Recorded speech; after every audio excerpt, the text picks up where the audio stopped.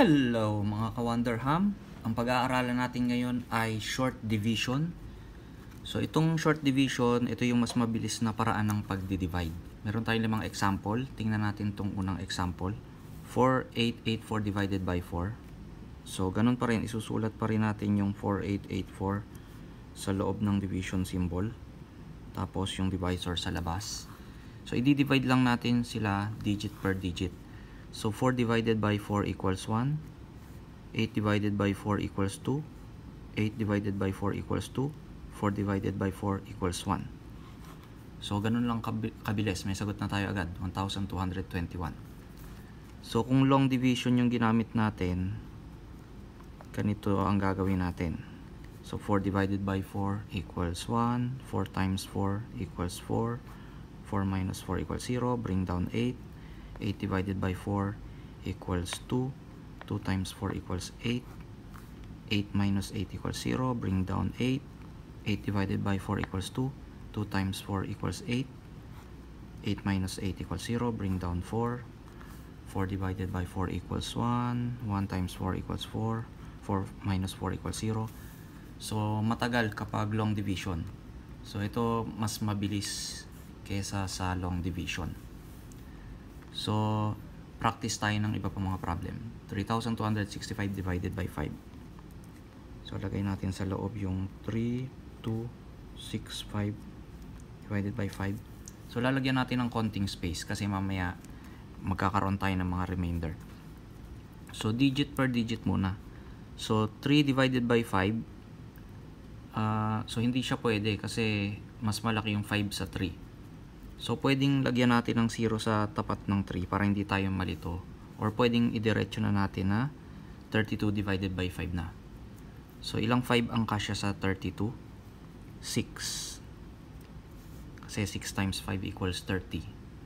So, ngayon, meron tayong remainder na 2.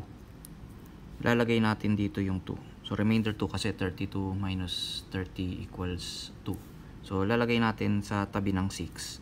Ngayon, itong 26 na yung i-divide natin sa 5. So, 26 divided by 5. Ilang 5 kasya sa 26? So, 5 times 5 equals 25. So, may remainder pa tayong isa. Kasi 26 minus 25 equals 1. So, ngayon, itong remainder 1, itatabi mo sa kasunod na digit, 5. So, magiging 15 divided by 5 equals 3.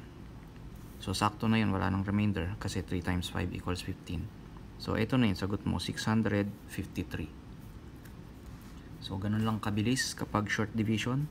Try natin tong next problem. 4,336 divided by 4. So, lagyan natin ng konting space. So, digit by digit ulit tayo. 4 divided by 4 equals 1. So, kasunod na agad. 3 divided by 4. Hindi pwede kasi mas liit yung 3 sa 4. So, lalagay mo 0 sa tapat ng 3. Tapos, pagdugtong mo na yung dalawa. 33 divided by 4. Ilang 4 ang kasya sa 33? 4 times 8 equals 32. So, 8. So, 32 yun. May remainder pang isa. May matitira pang isa. Lagay mo dito yung 1. So, 16 na. 16 divided by 4. Ilang 4 kasya sa 16? 4. 4 times 4 equals 16. So, sakto lang. Walang remainder. So, itong sagot mo, 1,084. So, di hamak na mas mabilis talaga siya kaysa sa long division na ang dami mo pang isusulat. So, try natin. 1227 divided by 3. So, 1227 divided by 3. So, unang digit ulit, 1 divided by 3. Hindi pwede kasi mas malaki yung 3. So, pwede mong ilagay 0 dito. Or pwedeng diretso ka na sa 12. 12 na i-divide mo sa 3. 12 divided by 3 equals 4. So, sakto na yun. Walang remainder yon. So, punta ka na agad dito sa kasunod. 2 divided by 3. Hindi uli pwede dahil mas maliit ang 2 sa 3. Lalagay mo 0 sa tapat ng 2. Tapos, ito na yung kasunod mong i-divide. 27 divided by 3. Ilang 3 kasya sa 27? 9. Kasi 3 times 9 equals 27. So, wala nang remainder. So, ito na ang sagot mo, 409. So, last example, 257 divided by 8. 257 divided by 8. So 2 divided by 8 hindi pwede. So pwedeng lagyan mo ng 0 or pwedeng diretso ka na agad sa 25. 25 divided by 8. Ilang 8 ang kasya sa 25? 8 times 3 equals 24. So 3. 24 yon. So mayroon pang sobra na 1. Lagay mo dito. So 17 divided by 8. Ilang 8 kasya sa 17? So dalawa. Kasi 8 times 2 equals 16. So, meron ka pang remainder na 1 kasi 17 minus 16 equals 1. So, lalagay mo dito. So, yan ang sagot natin. 32, remainder 1. So, pwede nating isulat na ganito yan. Yung sagot natin na may remainder. Pwedeng ganito rin natin isulat. 32, yung remainder na 1, i-over mo sa divisor na 8. So, pwedeng ganyan ang sagot mo. 32 and 1, 8. Same lang siya sa 32 remainder 1. Or kung nag-aaral na tayo ng decimal, so ulitin natin. Kung nag-aaral na tayo ng decimal, so 25 divided by 8 equals 3. Remainder 1. Kasi 24 ang 8 times 3. So 17 divided by 8 is equal to 2. So 8 times 2 equals 16. So may remainder 1 pa ulit. Ngayon, maglalagay na tayo ng decimal point dito. Tapos katapat din sa sagot, maglagay tayo ng mga 0.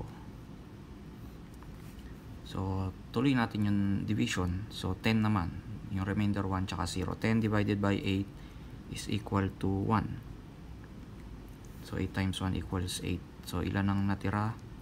Ilan ang remainder natin? 2. Kasi 10 minus 8 equals 2. So next naman, 20 naman. 20 divided by 8 is equal to 2. So 8 times 2 equals 16. So ilan ang remainder? 4. Kasi 20 minus 16 equals 4. So 40 divided by 8 is equal to 5. So sakto na siya, wala nang remainder. 8 times 5 equals 40. So ito ang sagot natin in decimal. 32.125. So yan po ang ating video for today about short division. Kung may natutunan po kayo, please like, share sa inyong mga classmate, best friend, tropa at crush. At pasubscribe nyo na rin sila sa ating YouTube channel. Bye-bye!